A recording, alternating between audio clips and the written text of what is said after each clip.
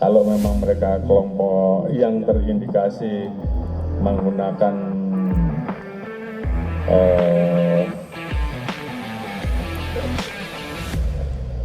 simbol-simbol tertentu, buat kita yang kita lihat adalah tindakannya.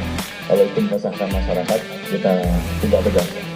Tersebut telah dilakukan penonaktifan terhadap 71 pegawai.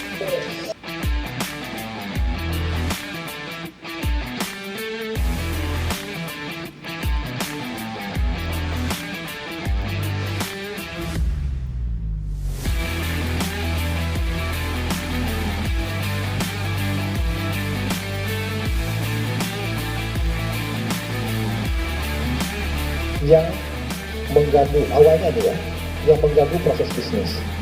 Jadi investor takut masuk ke kita. Ya, orang-orang yang ingin berusaha itu takut untuk berusaha di kita karena ada biaya-biaya tambahan dan beban-beban tambahan akibat aksi dan ulah premanisme, tindakan premanisme. Mau dia individual, mau dia berorganisasi, itu yang ingin nanti dihilangkan oleh pemerintah. Dan hari ini pemerintah sedang membentuk tim khusus untuk Memang itu sangat meresahkan banget, Prof. Masyarakat lebih banyak menimbulkan dampak negatif, terutama di parkiran di rumah itu, Prof. Di minimarket itu kayak agak memaksa, suka memaksa. Jadi kita jadi takut untuk kasih. Terus kurangan kalau misalkan ada kehilangan juga, mereka tidak mau tanggung jawab, atau kerusakan itu mereka tidak mau tanggung jawab. Jadi saya bayar nggak bisa kan, karena saya juga narik uang di BCA agak ada Pak untuk bayar parkir. Nah pas saya bilang nggak ada uangnya, masih preman ini tuh marah. Marahnya itu dalam bentuk perkataan, bukan kekerasan. Verbal ya. Nah, verbal. Jadi Sangat verbal. menurut saya tapi menurut saya juga, Prof, untuk lapangan pekerjaan kekerasan. Seringkali bagaimana preman itu dibentuk terorganisir di luar pemerintah, kemudian juga mengancam dan akhirnya membentuk perilaku kejahatan. Tentu ini menjadi hal yang serius. Daripada itu ya mungkin yang tadi sempat Prof bilang, harus ada upaya yang lebih bagus daripada penegak hukum untuk menertibkan atau memberi solusi yang sama-sama membantu, Prof. Oke, makasih di. Preman itu sangat meresahkan, terutama di kalangan masyarakat. Tapi adanya preman ini terjadi karena faktor sosial juga, seperti Prof tadi bilang.